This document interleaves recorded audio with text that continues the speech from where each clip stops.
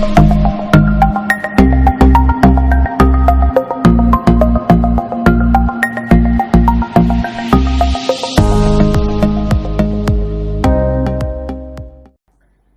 વિદ્યાર્થી મિત્રો, દ્વિચલ સુરેખ સમીકરણ યુગ્મના ઉકેલ માટેની આપણે રીતો જોતા હતા. એમાં છેલ્લા સ્વાધ્યાયની અંદર આપણે લોપની રીત વડે દ્વિચલ સુરેખ સમીકરણ યુગ્મનો ઉકેલ મેળવવાનો પ્રયત્ન કરેલો. હાલ આપણે સ્વાધ્યાય 3.5 ની અંદર ચોકડી ગુણાકારની રીત અથવા તો ક્રેમરની રીત વડે દ્વિચલ સુરેખ સમીકરણ યુગ્મનો ઉકેલ મેળવીશું. સ્વાધ્યાય 3.5 ની અંદર ચોકડી ગુણાકારની રીતનો ઉપયોગ કરી અને ઉકેલ મેળવવાનો છે. એ દાખલાઓ આપણે જોડે જોડે સમજતા જઈશું.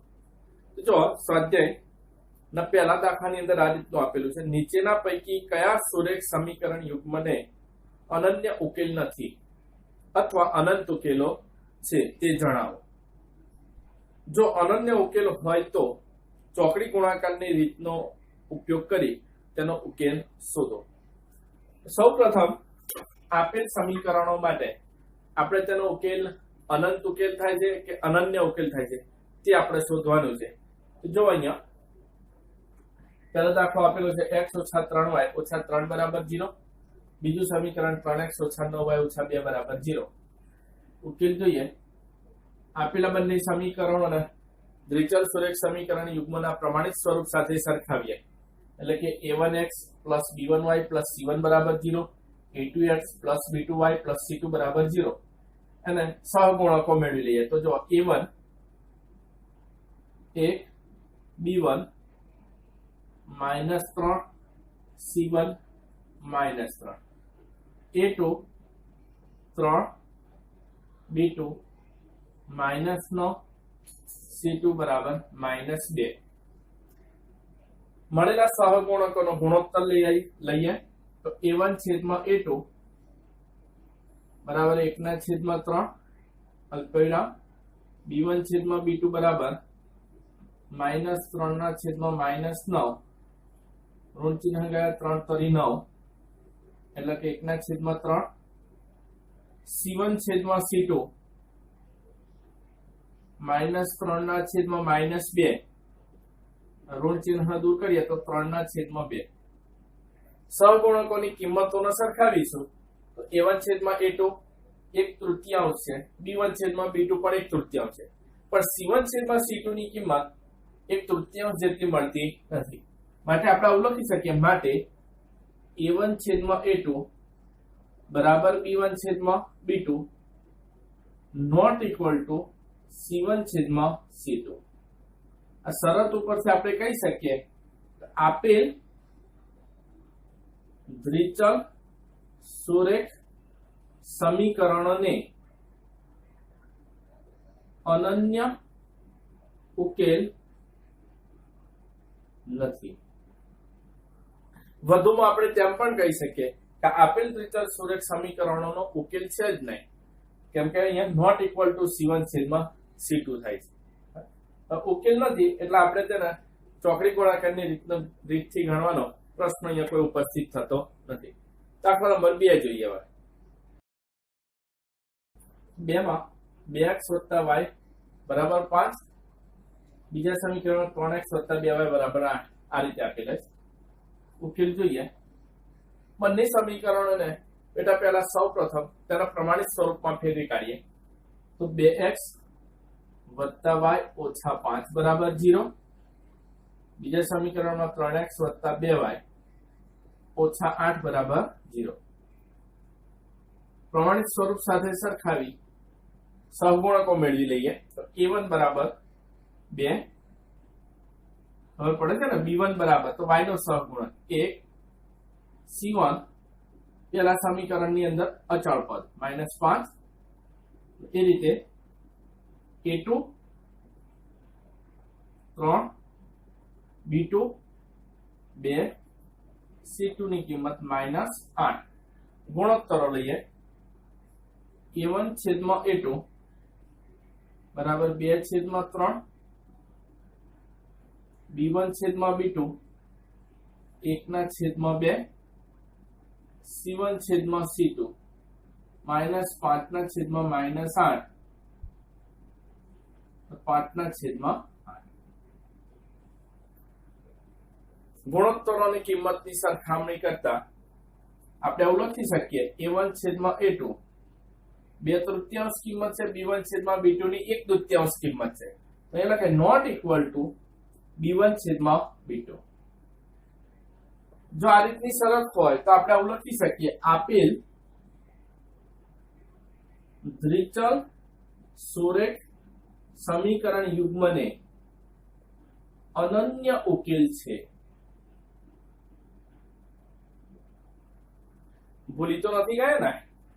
જો a1/a2 b1/b2 c1/c2 આ ગુણોત્તરો મેળવ્યા પછી આપણી જોડે મુખ્યત્વે બે વિકલ્પો હોય છે કે a1/a2 not equal to b1/b2 થતું હોય, કાં તો a1/a2 બરાબર b1/b2 આવું થતું હોય। નોટ ઇક્વલ ટુ થાય તો એનો અર્થ થયો અનન્ય ઉકેલ છે એમ થાય। આવું થતું હોય તો હજી આપણે આગળ પણ c1/c2 ગુણોત્તર સાથે એને સરખાવવા પડશે। બરાબર c1/c2 થાય તો નોટ ઇક્વલ ટુ c1/c2 થાય। જો ઇક્વલ ટુ થતા હોય તો તેનો અર્થ થાય અનંત ઉકેલ છે। નોટ ઇક્વલ ટુ c1/c2 પહેલા દાખલાની અંદર હતું એ રીતે તો ઉકેલ નથી તેવું આપણે કહી શકીએ। આલેખ માટે કેવું હોય તો આલેખ છેદ સુસંગત સમીકરણો છે। અનંત ઉકેલ માટે સંપાતી રેખાઓ આ પણ સુસંગત થશે। ઉકેલ નથી માટે બંને રેખાઓ સમાંતર થશે। સુસંગત સમીકરણ નથી તેવું પણ આપણે કહી શકીએ। જાઓ તો એ રિવિઝન કરી દીધું। અહીંયા આપણને અનન્ય ઉકેલ મળ્યો છે। અનન્ય ઉકેલ મળ્યો હોય તો તેનો ઉકેલ હવે આપણે ચોકડી ગુણાકારની રીતથી ગણવાનો છે। તમે રીત અને પદ્ધતિ આખી જોઈ લેજો। હું આ ભૂસી કાઢું છું કેમ કે મારે જગ્યા બોર્ડ ઉપર ઓછી પડવાની છે, તો આ ભૂસી કાઢું છું। અનન્ય ઉકેલ મળ્યો છે એ આપણે ચોકડી ગુણાકારની રીતથી ઉકેલીએ।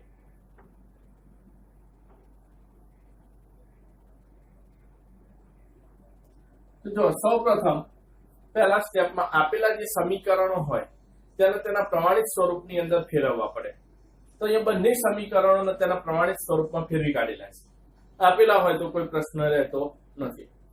હવે લખીશું સહગુણકોની ગોઠવણી કરતા બીજું સ્ટેપ।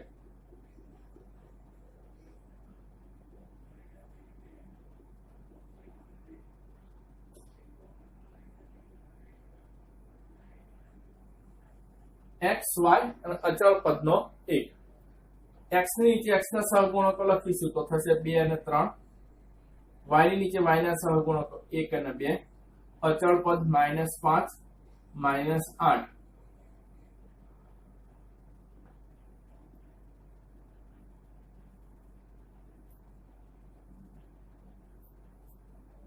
જો x ની નીચેના સહગુણકો લખવાના થાય એક x દબાઈ દઈએ। આ જે દેખાતા સહગુણકો છે એ લખો તો 1 2 -5 -8। y ની નીચેના લખવાના થાય બેટા તો y દબાઈ દો। તો આ પહેલા લખીશું કાં તો અહીંથી લખી કાઢો -5 -8 2 અને 3। અચળ પદની નીચેના સહગુણકો લખવા છે। આ ગોઠવણી જ છે સહગુણકોની। આ દબાઈ દઈએ તો આ જે દેખાય સહગુણકો એ લખી કાઢો 2 3 1 અને 2। દાખલાની આ પેટર્ન છે, એક ઢાંચો છે। ફરીથી પહેલા સ્ટેપમાં આપણે આપેલા જે સમીકરણો છે બંનેને તેના પ્રમાણિત સ્વરૂપમાં ફેરવી કાઢો। તો અહીંયા મેં બંને સમીકરણો પ્રમાણિત સ્વરૂપમાં ફેરવ્યા છે। બીજું કરો સહગુણકોની ગોઠવણી કરો। તેની અંદર આ રીતની એક ડિઝાઇન કરીશું। x y અને 1 અચળ પદ છે તેની નીચેના સહગુણકો લખી કાઢ્યા। આ જ ગોઠવણી કરેલી છે, થોડીક અલગ રીતે લખેલી છે। હવે આપણે દાખલાની જે રીત હતી એને આપણે કહેતા હતા ચોકડી ગુણાકારની રીત। તો હવે અહીંયા ચોકડી ગુણાકાર કરીશું આપણે। એક જોડે -8 નો ગુણાકાર આપણે કરીશું। આ રીતે લખીશું 1 કૌંસમાં -8 ઓછા તેમાંથી આ બાદ કરીશું। તો 2 અને -5 આ થઈ ચોકડી ગુણાકાર। 1 ગુણ્યા -8 ઓછા ત્યાંથી આ બંનેનો ગુણાકાર બાદ કરવાનો 2 કૌંસમાં -5। એ જ રીતે y ના છેદમાં આ ગુણાકાર કરીશું -5 અને 3 ઓછા તેથી આ ગુણાકાર આ ભૂલ ના થાય હા અહીંથી લઈશું ગુણાકાર -8 ગુણ્યા 2 આ બાદ કર્યા બરાબર એ નીચે લખી કાઢું બરાબર 1 ના છેદમાં આ ગુણાકાર 2 ગુણ્યા 2 ઓછા આ બંનેનો ગુણાકાર બાદ કરીએ એમાંથી 3 ગુણ્યા 1 ઉતાવળ કરવાની નથી પરીક્ષાની અંદર આપણા 3 ગુણની અંદર પૂછવાના છે તો કમસે કમ 3 મિનિટ જેટલો સમય તો આપણે લઈ શકીએ ને એકદમ ઉતાવળ કર્યા વગર કીવર્ડથી દાખલો ગણીશું માટે જો x ના છેદમાં આ બંનેનો ગુણાકાર 1 ગુણ્યા -8 ઓછા આ જે પણ ગુણાકાર આવ્યો હોય એ ગુણાકારને આપણે કૌંસમાં જ લખો સીધો કૌંસ ખોલવાનો નથી તો 2 ગુણ્યા -5 એટલે -10 થશે ઉતાવળ કરતા નથી ઓકે બરાબર y ના છેદમાં -5 ગુણ્યા -3 -15 ઓછા -8 ગુણ્યા 2 એટલે -16 8 દુની 16 અચળ પદ 1 છે 2 ગુણ્યા 2 4 ઓછા 3 ગુણ્યા 1 એટલે થશે 3 હવે આ બધા જ કૌંસ આપણે ખોલીએ છીએ માટે -8 ઓછા વત્તા 10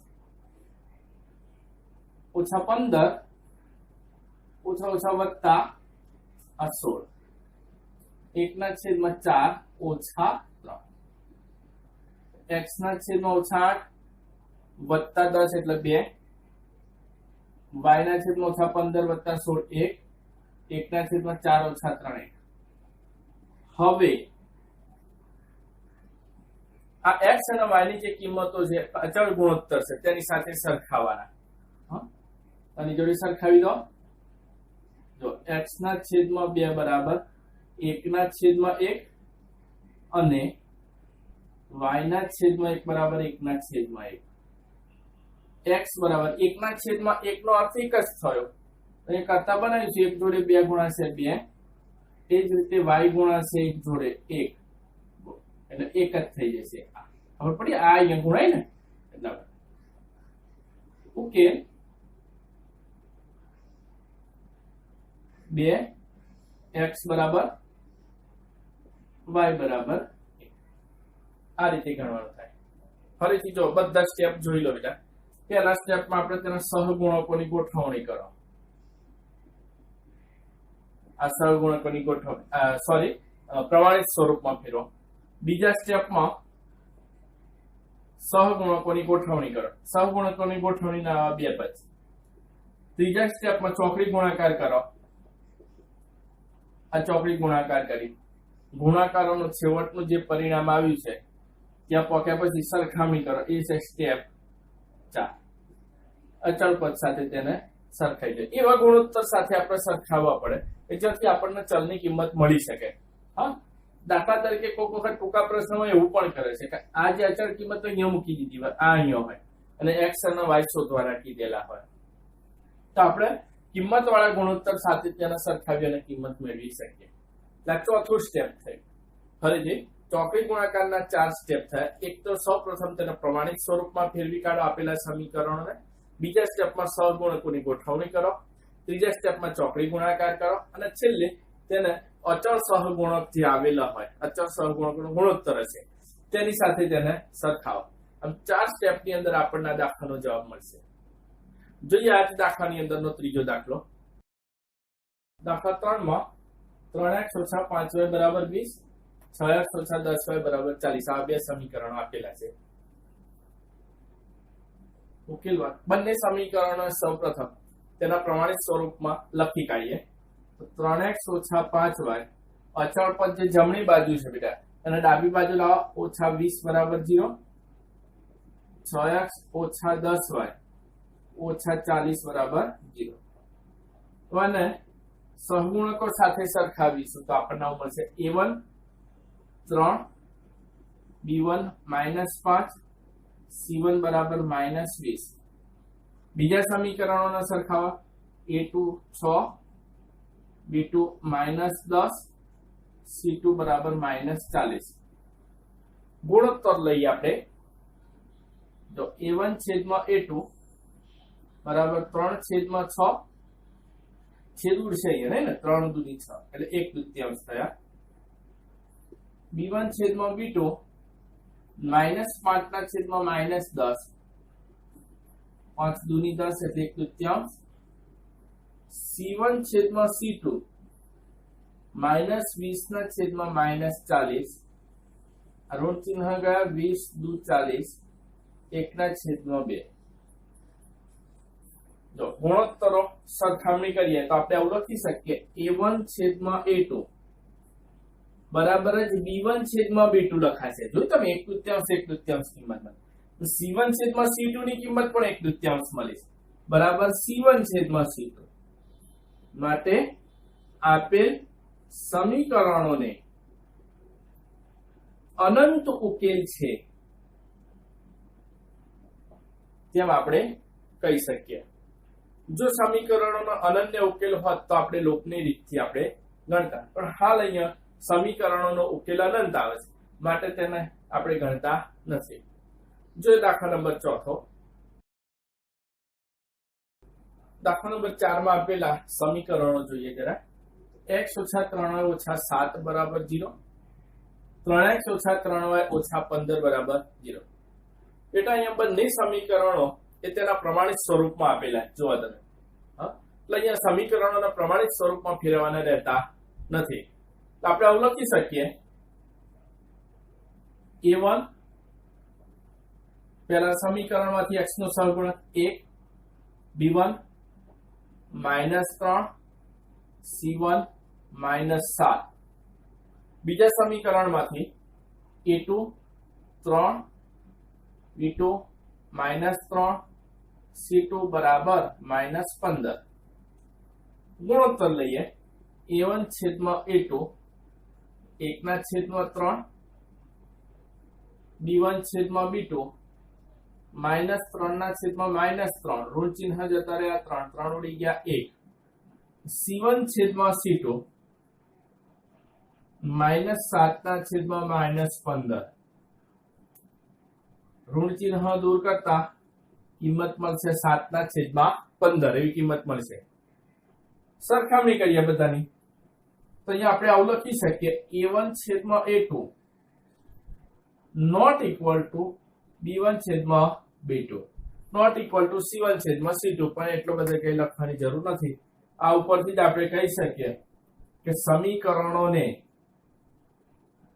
અનન્ય ઉકેલ છે એવું આપણે કહી શકીએ. અને જો ઉકેલ અનન્ય મળતો હોય તો આપણે એનો ચોકડી ગુણાકારથી ઉકેલ શોધવો છે. આ હું પૂછી કાઢું છું. ચોકડી ગુણાકારની રીતનો પહેલું સ્ટેપ, આપેલા સહગુણકોને તેના પ્રમાણિત સ્વરૂપમાં ફેરવવા, આપેલા સમીકરણોને તેના પ્રમાણિત સ્વરૂપમાં ફેરવવા. તો બંને સમીકરણો તેના પ્રમાણિત સ્વરૂપમાં છે. બીજું સ્ટેપ, સહગુણકોની ગોઠવણી કરતા. તો લખીશું અહીંયા સહગુણકોની ગોઠવણી કરતા. આ ગોઠવણીની પેટર્નમાં થોડો ઘણો તફાવત હોય છે, જવાબમાં કોઈ ફરક પડતો નથી. તો x y અચળ પદનો એક, તો જો x નીચે x ના સહગુણકો લખાય 1 3, y ની નીચે લખાવજો -3 અને -3, અચળ પદની નીચે અચળ પદ લખીએ -7 -15.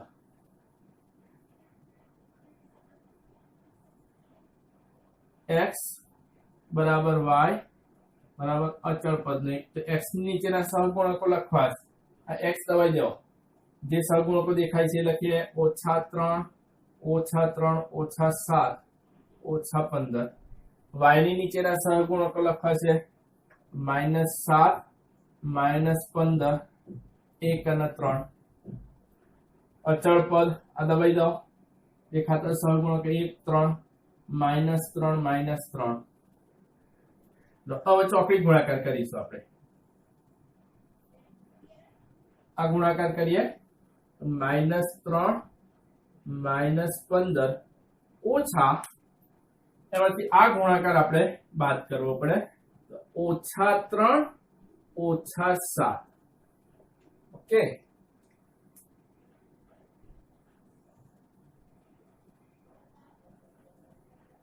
ચલો એ રીતે y ની નીચે ચોકડી ગુણાકાર કરીએ.